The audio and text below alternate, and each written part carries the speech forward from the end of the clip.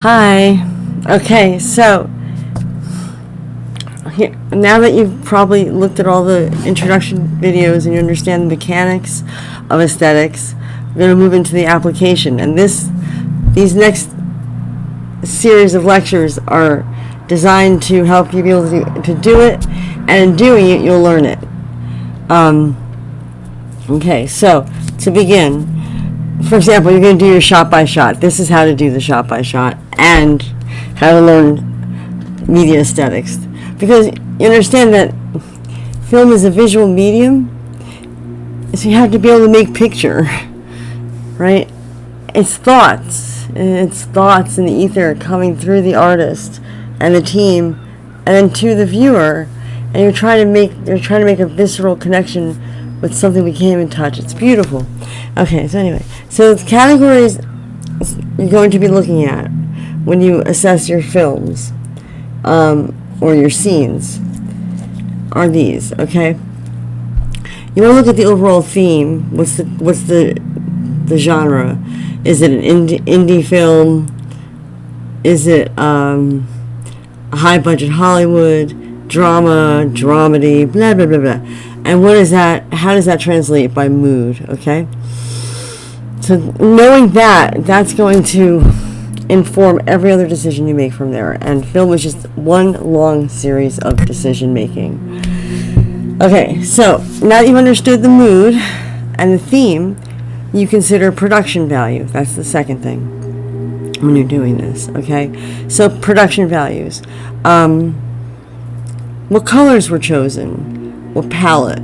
What costumes? What kind of material for the costumes? Accuracy, for example, quality, theme, design, and then let's see what else. So how the casting choices were, and the makeup artistry, and things of that nature. Okay. Next thing, or another thing you want to consider, is the camera, the canvas, in other words. So, is the theme of this movie being off balance? Okay, maybe we'll have a lot of shaky cam, off the tripod cam. Maybe we'll just have a lot of canted angles. Maybe we'll have a lot of motion shots constantly. Is the theme straightforward Hollywood 0 point? Then it's just the typical 3-shot, long, medium, close, reverse, reverse, reverse, da da da da. Okay. Then we look at lighting. What's the mood of the light? Is it harsh? Is it film noir? Lots of shadow. Is it? Are the effects to make people look dreamy and more beautiful, for example? Fuzzy.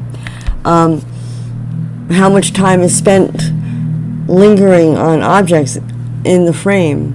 Perhaps the dominant object is a beautiful flower, and the frame is medium close, and it gets closer and closer and closer. Who knows? Okay. Then you look at sound. Is it authentic sound? The best example I can think of off the top of my head is when you're sitting and watching two characters in a bar at night. Are they screaming over the music? That's a certain type of sound. Can you hear them perfectly with some music in the background? That's another type of sound, less real. Okay. Also, funny sound effects that tip people off to things, like a bell will go off in the background when someone has a realization, for example. There's an example of that in the movie Bad Teacher. Okay. Editing. How's the pace? Is the pace appropriate to the mood? Is it dull? Does it have enough information in it? La la la. Okay. And let's see. And then performance. Okay. Did the actors stay true to the theme? And then we have all that together, the gestalt, which is the whole is greater than the sum of the parts. Take all these parts, evaluate, mush together, make a film. Then you can decide, was unity achieved? Capital U. N-I-T-Y. That's from the Bill Ball book. And what you're ultimately trying to do when you do any production is to create unity, or a unity between all the elements. So it's one idea. I think what I'll do is I'll show you some bad films as well as good films. When you look at the bad ones, it's easier to understand. Okay, so this is the end of part 1. Now let's get to evaluating a film in part 2. Okay.